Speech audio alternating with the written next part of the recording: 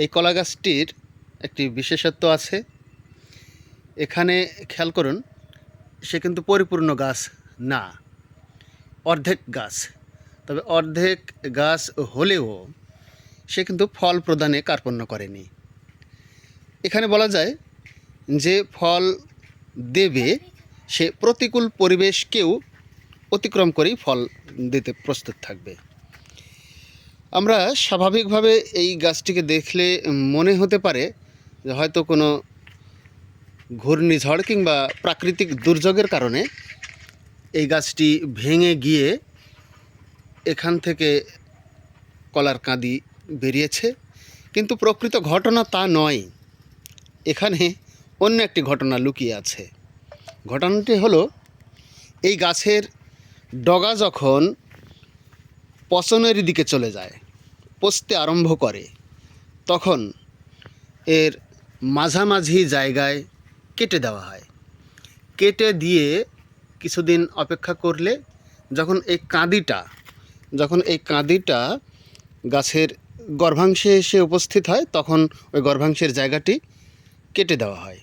কেটে দেওয়ার পরে সে এই দিক দিয়ে কাঁদিটা বের হয়ে আসে। এটা মূলত কৃষির অন্যতম বিশেষ একটা পদ্ধতি। গাছ নষ্ট হয়ে গেলেও তাকে সহজে নষ্ট হতে দেওয়া হয় না। তার থেকে অল্প পরিমাণে হলেও কিংবা দুর্বল প্রকৃতির হলেও কিছু না কিছু ফল সংগ্রহ করা হয়। তাহলে আমরা অনেক সময় ভুলবশত বলে থাকি যে, আমি আজকেও কিছুক্ষণ আগেই বললাম যে ফল যে দেবার সে প্রতিকূল পরিবেশেও দেবে।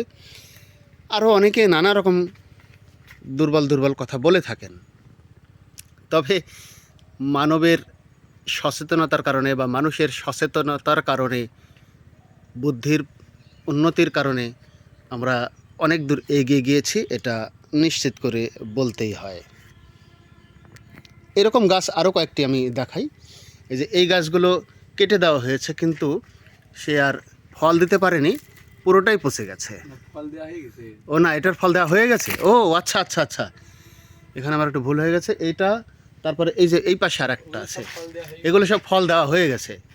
এই একটা, তারপরে এই পাশে একটা, এরকম অনেক আছে, অনেক অনেক। এই যে এগুলো থেকে ফল সংগ্রহ করা হয়েছে।